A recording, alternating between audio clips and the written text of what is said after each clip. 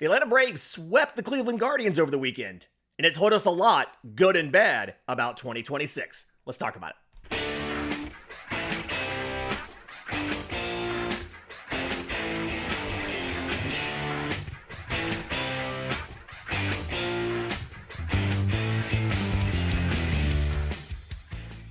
Yes, welcome on in to Braves Today for Monday, August 18th. Your source of news, notes, and updates on your Atlanta Braves. We're proudly part of the Believe Podcast Network and presented to you by FanDuel. I'm your host, Lindsay Crosby. You can follow me on social media at Crosby Baseball. You can follow the show on X, Braves_today. We have a Facebook page and Instagram as well. And you can find all of my written work, bravestoday.com. That's the Braves Today Substack, as this is both a podcast and a newsletter. Quick plug for the newsletter. Monday's edition talked all about the money that Atlanta should have for payroll in 2026. I did a bunch of math, take out the expiring contracts, add in the pay raises. Here's likely arbitration numbers. Here's club options and all of that stuff. So go check that out again, bravestoday.com. Your subscriptions over there, free or paid, either way, help out a ton. We're going to get to Drake Baldwin starting one of the 3 games over the weekend, right? This was a big talking point on social media. I tried to explain why Snit did it, and people thought I was defending Snit, which, not doing that. But before we do that, we got to talk about the weekend that was. The Braves swept the Cleveland Guardians 2-0 on Friday night behind Hurston Waldrop, 10-1 on Saturday behind Joey Wentz, and then 5-4 on Sunday behind Eric Fetty. Like, it's the only game that they have lost in this most recent stretch was in New York on Tuesday. It was the Spencer Strider start. All of their wins. I mean, it's kind of wild here. If you go back to the Miami series, all of their wins have been with some of the other pitchers. Like Bryce Elder took a loss in the Edward Cabrera game. That he wasn't great, but Cabrera was amazing. But like outside of that, Strider took a loss to New York on Tuesday. Waldrop's got 2 wins in there. Fetty has a win. Wentz has a couple wins in this stretch. Like you're getting it done with all of these, with the prospects in the DFA core, as I'm going to call them here, just like you did last year on offense, right? You had Gio Urshela, you had Whit Merrifield, you were getting it done with the DFA core on offense. Now you're getting it done with the DFA core in your rotation. And a couple things stood out to me this weekend I want to talk about, kind of like a takeaways from the weekend before we get to Drake Baldwin versus Sean Murphy. I think the biggest thing, like number one, the thing we have to talk about here is what Atlanta's offense was able to do on the weekend. Okay? When you pull up these 3 games, 32 hits. Atlanta hit 299 for the weekend. And that's the entire offense. That's Nick Allen. That's Ozzie Albies. Like the entire offense as a whole hit 299 with a 779 OPS. They struck out 26 times. They walked 10. Like just 9 extra base hits. The biggest thing to me, Atlanta scores 17 runs, so 5.7 runs per game in this 3-game series. They hit a grand total of 2 home runs. This is a different Braves offense. And this is kind of what we were asking for a while, right? One of the big complaints that I think we've all kind of had about the Atlanta Braves has been when they weren't able to get the homer, they couldn't make things happen, right? When they did not get the home run, that's where you saw Atlanta just really struggle to bring in runs, keep the line moving, have positive offensive performances. And this weekend, again, you get 2 homers, but that's it, just 2. But you pick up 32 hits. You average 10.7 hits a game. And some of it's the usual suspects, right? Michael Harris has 5 hits on the weekend. He has one of the 2 homers. Jurickson Profar has the other. but you're seeing performances consistently from everybody, right? Nick Allen, believe it or not, if my math is right, led the team in hits on the weekend with 6. He goes 1 for 3 on Friday. He goes 3 for 4 with 2 RBI and a run on Saturday. He goes 2 for 4 with a run on Sunday. Jurickson Profar. He's hitless on Saturday, but he still walked twice. He ends up with 3 hits, including a homer, 3 walks, a couple RBI, runs scored. It's kind of up and down the entire lineup. There's still some guys who struggled, right? Sean Murphy had a dreadful weekend. We're going to get to that in a minute. Don't worry. But for the most part, it's an entire team effort.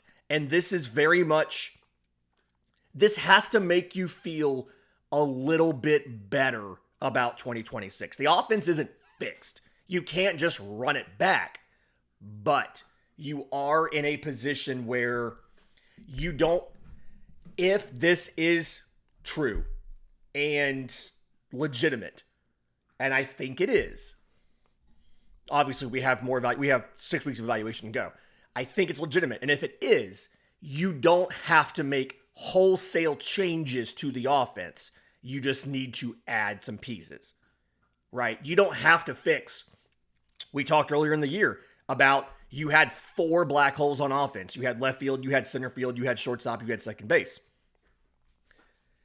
If you're a believer in what Profar's done and in what Michael Harris has done, then maybe you go from 4 holes to 2 holes, right? All you have now is shortstop and second base where you're getting offensive holes.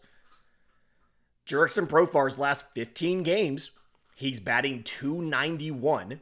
He's got 4 homers, 10 RBI, 13 runs, and 15 walks to 10 strikeouts. Oh, with 3 stolen bases. So you're getting good offensive performances, obviously from Michael Harris. You're getting good offensive performances from Jurickson Profar. And it makes you feel a little bit better about, we don't have to wholesale change. Now, do I want to see Atlanta bring in some sort of middle infielder with offense? Yes. We have more coming on that later in the week. But you feel good about, as long as everybody's healthy, center field, left field, if this is legit, and if you can get Michael Harris doing this before the All-Star break next year, then you feel better about it. I do think if Tim Hyer sticks around, they may be able to fix a Michael Harris slow start sooner. We got something over the weekend. So we talked on the show a little while back. I wrote it up on Braves Today as well, about how Michael Harris had changed his stance, had raised his hands, got a little more upright, kind of went back to some of his rookie year stuff. And one of the big questions everybody had is what took him so long, right? Like, he struggled for a long time before he finally made that change. We found out over the weekend, I was listening to the radio for one of these games, I can't think of which one, and Ben Ingram, who's awesome on the radio. He's one of my favorites to listen to do baseball on the radio. I think he's so good. Friend of the show. He's been on here before.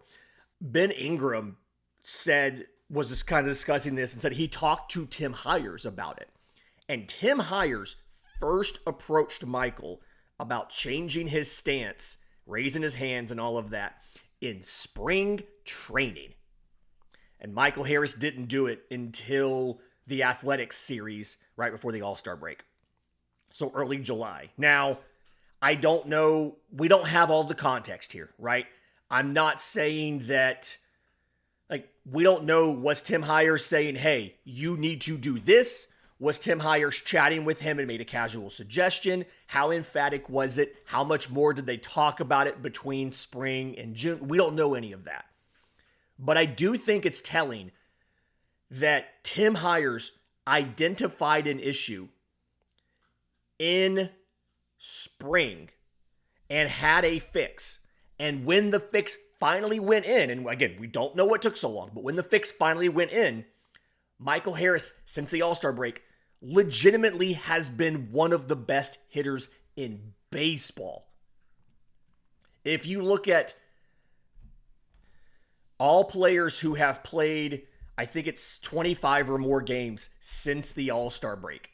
Michael Harris is first in batting average at 378. His 45 hits is first in baseball. His 1.90 OPS is fourth. Shea Langoliers, Vlad Guerrero, Shohei Ohtani are all ahead of him. They have 14, 9, and 11 home runs, respectively. Harris has 8. He doesn't walk a ton, so he's never going to be very high in OPS because on base is a part of that. And despite that, he's been hitting for such great power. He has, of his 45 hits since the All-Star break, 19 are for extra bases. 8 doubles, 3 triples, 8 homers. Again, 20 RBI, 20 runs scored, 19 strikeouts. So he has more runs and RBI, both independently, than he does strikeouts. It's really hard to find any sort of flaw with Michael Harris's offensive game right now. Shout out Tim Hires.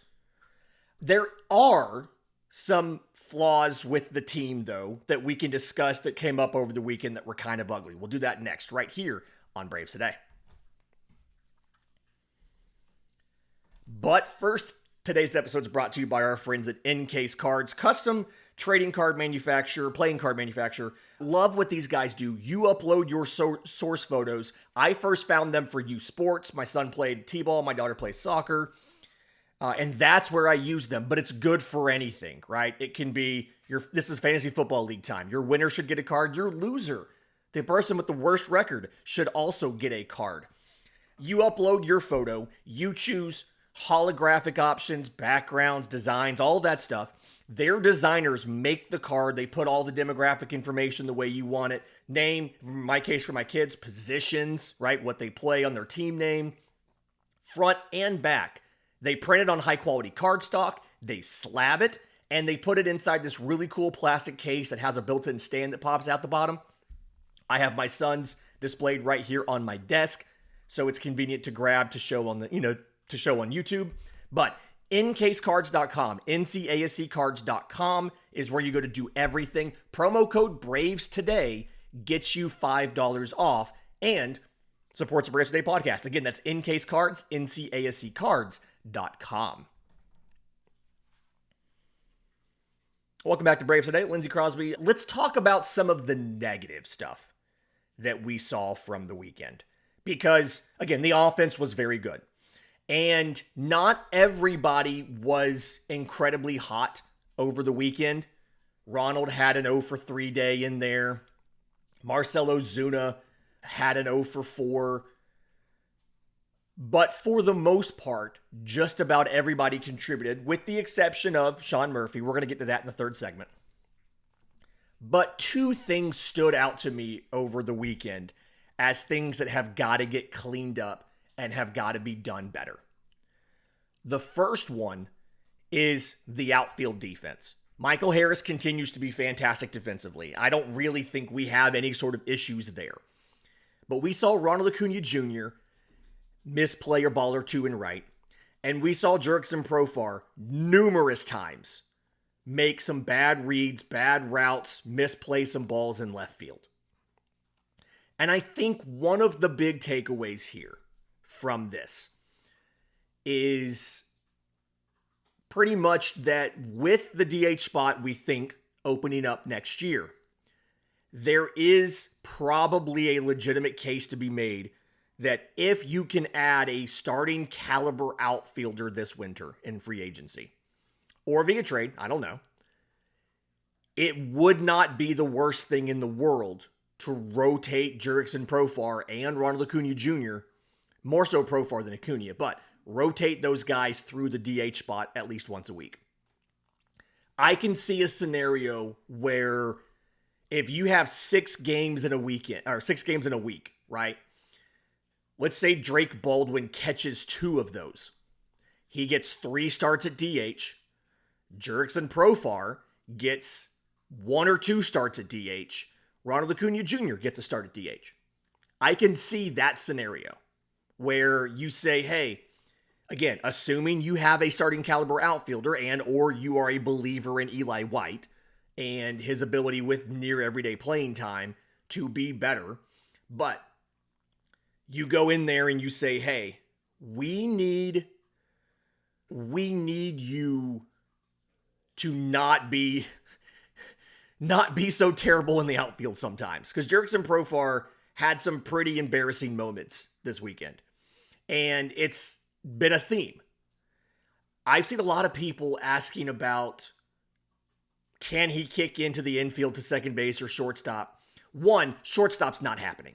Let's stop even asking if Jurickson Profar can play shortstop. If Jurickson Profar could still play shortstop, they would have him playing shortstop. He has not played shortstop in a major league game since 2018.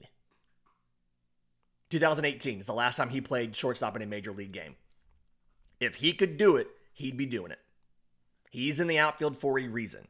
We didn't ask for Eddie Rosario to come back into the infield just because he used to play infield. Let's stop asking Jurickson Profar. Okay? If he's not hacking it in left field, he's probably not going to hack it at shortstop. Okay? Now, I do wonder, shout out to Jake Mastriani of Locked On Braves. He brought this up on the postcast with me one day. I do wonder if they try to hide him a little bit at second base. And again, this is all kind of contingent on what happens with Ozzy and everything, and we'll discuss that a little bit more later in the week. But it's very clear that Jurickson Profar's outfield defense is not good. And because I am not content to leave it at not good, let me tell you exactly how not good it's been. So in 2023, he played a lot in Colorado, a little bit in San Diego. It was 821 off defensive innings. He was at minus 13 run value. He rebounded last year, okay? 1,200 innings in left with a -6 run value. This year, again, remember that. 1,200 innings, -6. This year in Atlanta, he has played 379 innings in left field. And he is, again, at -6. Quick math, 379 is like 31% of 1,204.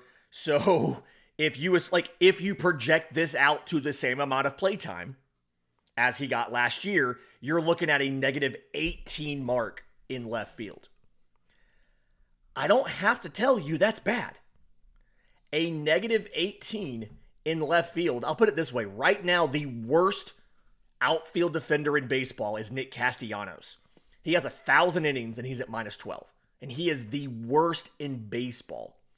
If you go to left field and you just search by left field, and this is on StatCast, by the way, and you're looking for the worst defensive outfielders in baseball in left field, Heliot Ramos of the Giants is at -10 with 1,000 innings.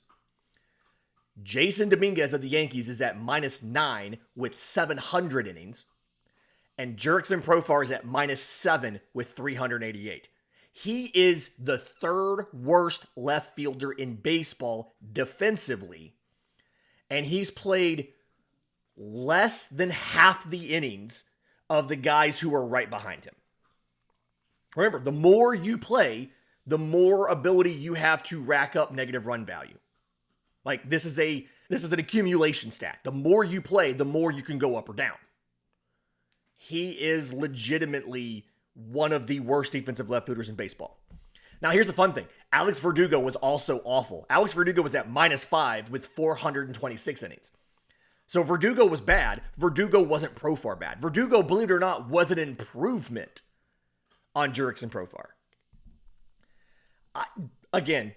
I still have a little bit of resentment of Jurickson Profar because of the whole suspension thing.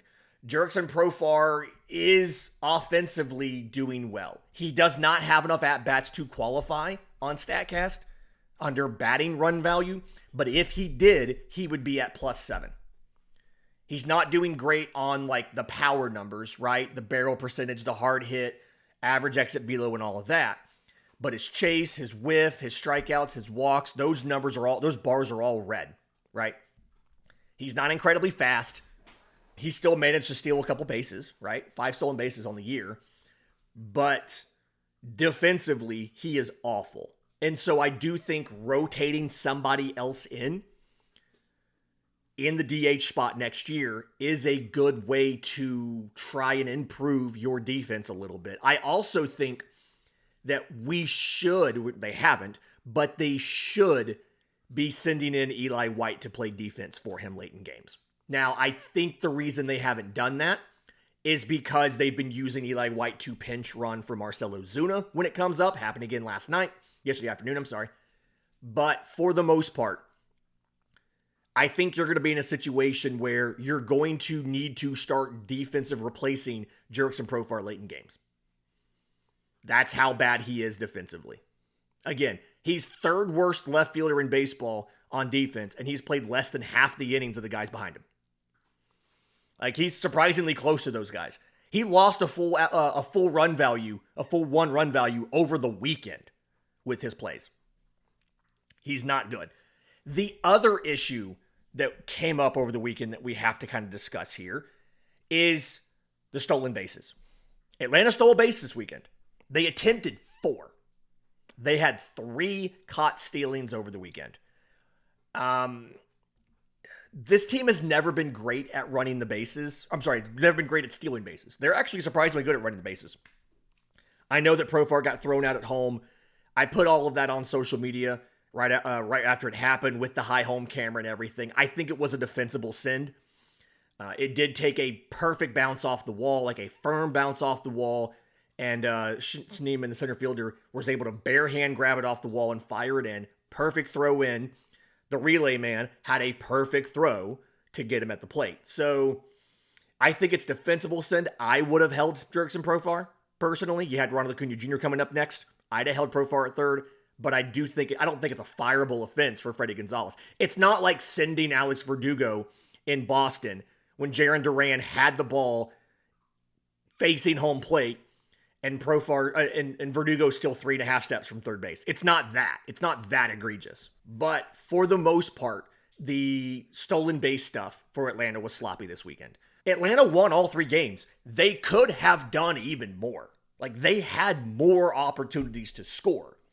They ran themselves into some outs. Again, the Profar thing at home, 3 different times they were thrown out on the bases, trying to steal a bag. Yeah, I mean, that's baseball. Things happen. The Guardians made a terrible bunt call on Sunday. You just had Pierce Johnson throw 9 pitches and walk 2 guys. So the first thing you do is ask Steven Kwan, who leads your team in hits on the weekend, is one of the best hitters in baseball. You ask him to bunt. The first pitch he gets is, what else? A ball. He pops it up to third base for an out. Like, just some dumb decisions and dumb plays on both sides, really. I don't blame Steven Kwan for that, by the way. I blame the coaching staff for telling him to bunt. Dumb call. Let him swing there. But anyway, Braves come out of that with the sweep. They win all 3 games. Drake Baldwin only started one of these games, though. Let's talk about that next, right here on Braves Today. Welcome back to Braves Today. Lindsay Crosby. Let's talk about Drake Baldwin and Sean Murphy. Because, like I alluded to, Baldwin started on Saturday. Murphy played both Friday and Sunday. And Sean Murphy was 0 for 6 with 2 walks and 5 strikeouts this weekend. Didn't collect a single hit. He has 1 hit in the month of August. He is 1 for 34 with 5 walks, 15 strikeouts, 3 runs, and an RBI in the month of August. But he started 2 of the 3 games. And the reason that he started 2 of the 3 games, like, again, I'm not defending Brian Snitker. I'm explaining, is Brian Snitker does not want to start Drake Baldwin against a lefty. Drake Baldwin has 67 starts this year. 3 of them have come against a lefty starter. He has 307 plate appearances this year. Exactly 59 of them have come against a lefty. Brian Snitker has been very rigid on the lefty-righty thing. If he has 2 options at a position, we saw this in right field with Verdugo and White. If he has left field, sorry. If he has two guys at a position, two options, and one is a lefty and one is a righty, he is going to start the right-handed guy against the lefty. He's going to do it 7 days a week and Sunday after church. That's just the thing that he does. And like the frustrating thing is Drake Baldwin's actually better against lefties than he is against righties. Like he's performed better against lefties this year than he has against righties. Now the issue is, like I alluded to earlier, it's a very small sample size. I mean, when you look at, it's not a lot of plate appearances. And so it's probably not completely statistically significant, which is the hard part here. And it's close, right? Drake Baldwin versus a righty, 282 average, 463 slug, 805 OPS, right? Drake Baldwin versus a lefty, 288 average, 6 points better, 481 slug, 18 points better, 854 OPS. I think it's 49 points better. He has been better against lefties than righties. It's a very small sample size. In the minors, when you look at what he did against in each situation, in one of his seasons, he was better against righties than lefties.